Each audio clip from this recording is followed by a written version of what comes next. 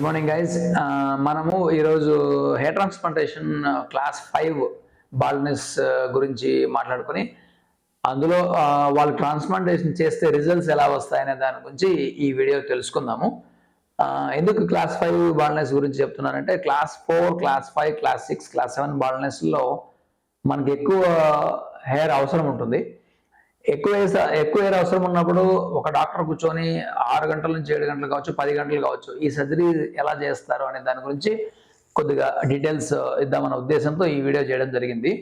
ఇక్కడ ఏంటంటే 6.5 hours లోపల మనం ఇంప్లాంట్ చేయాలి కాబట్టి ఎలా చేయగలుగుతాము, ఏ విధంగా మనం రిజల్ట్స్ తీసుకొచ్చినాము, ఇంపార్టెంట్ పాయింట్స్, పేషెంట్స్ గుర్తించాల్సిన అంశాలు ఏంటి అనేది ఈ వీడియోలో మనం మాట్లాడుతున్నాం.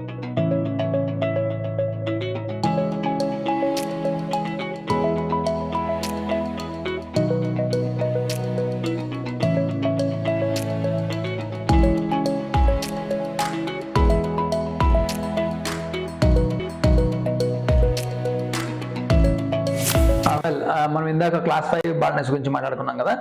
యాక్చువల్గా అయితే ఈ క్లాసిఫికేషన్స్ క్లాస్ 1 నుంచి క్లాస్ 7 నార్వుడ్స్ క్లాసిఫికేషన్స్ అయితే జస్ట్ ఫర్ బేసిక్ ఐడియా కోసమే.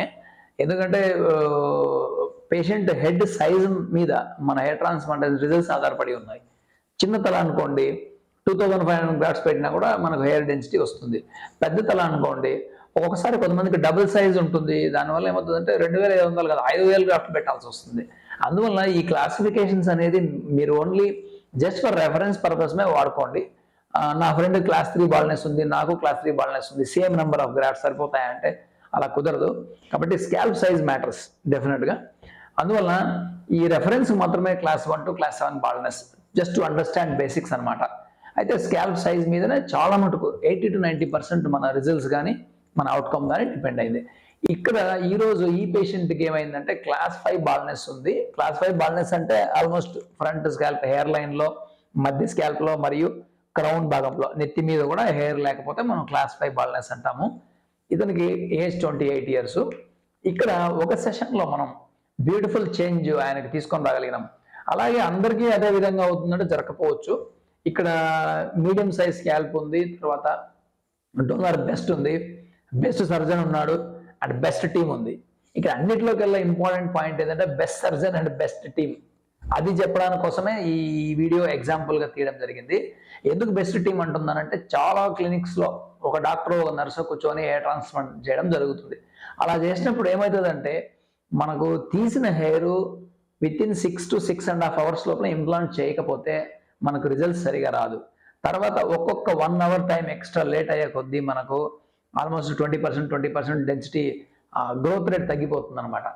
అందువల్ల సర్జన్ ట్రాన్స్ప్లాంటేషన్ హార్వెస్టేషన్ స్టార్ట్ చేసినప్పుడు టైం మనం నోట్ చేసుకుంటే అక్కడ నుంచి తీసిన గ్రాఫ్ట్స్ ఇమ్మీడియట్గా 10 మంది 20 మంది టెక్నీషియన్లు నర్సులు కూర్చొని దాంట్లో ఉన్న ఎక్స్ట్రా ఫ్యాట్ తీసేయడము, తర్వాత స్కిన్ దగ్గర ఎపిథీలియల్ స్కిన్ తీసేయడం జరుగుతుంది. అండర్ మ్యాగ్నిఫికేషన్ కావచ్చు, లేకుంటే అండర్ మైక్రోస్కోప్లో కావచ్చు. ఇది ఎందుకంటే దీన్ని ప్రాసెసింగ్ అంటాము. చాలా మంది ప్రాసెసింగ్ చేయరు గ్రాఫ్ట్స్. ప్రాసెసింగ్ చేయకపోతే ఏమవుతుందంటే న్యాచురల్ అవుట్కమ్ రాదు. ఆ స్కిన్ అంతా ఫ్యాట్ అంతా ఎక్కువ ఉండడం వల్ల గ్రోత్ సరిగా రాదు, లేకపోతే మనకు న్యాచురల్గా హెయిర్ లైన్ అంతా న్యాచురల్గా రాదు. సో ప్రాసెసింగ్ చేయడానికి సర్జన్తో పాటు అసిస్టెంట్ సర్జన్లు 5-6 మంది, టీమ్ మోర్ దెన్ 20-30 మెంబర్స్ అవసరము. ఇది సర్ప్రైజింగ్గా ఉండొచ్చు చాలా మందికి. ఒక సర్జరీ చేయడానికి డెఫినెట్గా 35 to 45 మెంబర్స్ అయితే కావాలి బెస్ట్ సర్జరీ చేయడానికి. ఇప్పుడు మన దగ్గర 45 మెంబర్స్ దాకా టీం ఉన్నారంటే కెన్ యూ ఇమాజిన్. ఎందుకంటే అంత టీం లేకపోతే బెస్ట్ సర్జరీ ఇటువంటి క్లాస్ 5 బాల్నెస్లో మంచి రిజల్ట్స్ మనం తీసుకురాలేము. ఎందుకు ఇంతమంది టీం అంటే సర్జన్స్ హార్వెస్టేషన్ చేయడానికి, స్లిట్స్ చేయడానికి, ఈ మెయిన్ వర్క్ చేయడానికి సర్జన్స్ మనకు అవసరమైతే గ్రాఫ్ట్ ప్రాసెసింగ్ చేయడానికి కావచ్చు, మధ్య మధ్యలో హెల్ప్ చేయడానికి కావచ్చు, అక్కడ టైం మనకి ఈచ్ అండ్ ఎవ్రీ మినిట్ కూడా మనకు టైం చాలా ఇంపార్టెంట్. పేషెంట్ మనం లంచ్కి పంపించాలన్నా వితిన్ 5 to 7 minutesలో లంచ్ ముగించాలి మనము. సో అదేవిధంగా ట్రాన్స్ప్లాంటేషన్ ప్లాన్ చేసేటప్పుడు ఏ స్టెప్ ఎక్కడ చేస్తున్నాము అనేది ఇంపార్టెంట్. ఎందుకంటే ఫస్ట్ మనం అంతా హార్వెస్టేషన్ పెట్టుకొని గ్రాఫ్ట్స్ అంతా బయట పెట్టేసి మళ్ళీ ఇంప్లాంటేషన్ టైంకి వస్తే అప్పటికి చాలా టైం అయిపోతుంది. కాబట్టి ఒక్కొక్క పేషెంట్కి ఏం ప్లాన్ చేయాలన్నది చాలా important and crucial point. So అది చాలా మందికి తెలియదు. చాలా మంది రీసెర్చ్ చేసేటప్పుడు ఇవన్నీ రీసెర్చ్ చేయరు. కాబట్టి బెస్ట్ ఎక్స్పర్ట్ సర్జన్తో పాటు బెస్ట్ టీం ఉందా లేదా అనేది మీరు గమనించాలి. ఇంత టీం లేకుండా ఇద్దరు ముగ్గురు కూర్చొని ట్రాన్స్ప్లాంట్ చేస్తామంటే మీకు రిజల్ట్స్ రాదు. ఏదో 500-600 గ్రాఫ్లు పెట్టేసి 4000 పెట్టినామని చెప్తారు. కాబట్టి 3500 గ్రాఫ్స్ పెట్టాలంటే 40 to 45 మెంబర్స్కి 6.5 hours అవుతుంది టైం. చాలా ఇంపార్టెంట్. 5 మంది కూర్చొని 10 గంటలు పెట్టామనుకోండి, మనకు రిజల్ట్స్ రాదు. ఇది క్రూషియల్ పాయింట్ అనే విషయాన్ని చెప్పడానికే ఈ పేషెంట్ నేను వీడియో చేయడం జరిగింది. అందుకే ఈ పేషెంట్ గమనించండి, రిజల్ట్స్ గమనించండి. 10 months తర్వాత ఎక్సలెంట్ రిజల్ట్స్ వచ్చింది. అంటే మనకు అందరు క్లాస్ 5లో ఇట్లా రావాలని లేదు, ఒక్కొక్క పేషెంట్ హెడ్ సైజ్ మీద బట్టి ఉంటుంది. ఈ పేషెంట్ గురించి మాట్లాడుతున్నా. హెయిర్ లైన్ చూడండి, డెన్సిటీ మధ్య స్కాల్ప్లో కానీ క్రౌన్లో కానీ ఆల్మోస్ట్ ఒకే సెషన్లో 95% ఆఫ్ ది ఏరియా కవర్ చేయడం జరిగింది. సైడ్ కానీ ముందు కానీ బ్యాక్ నుంచి చూస్తే. సో బ్యూటిఫుల్ హెయిర్ ట్రాన్స్ప్లాంట్ ఎట్లా పాసిబుల్ అయిందంటే మన గ్రోత్ రేట్ 95 to 99% తీసుకురాగలం అనమాట. దాన్ని గ్రోత్ రేట్ అంటాం. 100 గ్రాఫ్ట్లు మనం ఇంప్లాంట్ చేసినప్పుడు ఎన్ని గ్రాఫ్ట్స్ గ్రోత్ వస్తాయనే దాన్ని మనం గ్రోత్ రేట్ అంటాం. మనము 6.5 గంటల తర్వాత పెడితే గ్రోత్ రేట్ 70% కూడా ఉండదు. సో కాబట్టి గ్రోత్ రేట్ అనేది చాలా ఇంపార్టెంట్. 95 to 99% మధ్యలో ఉండాలి.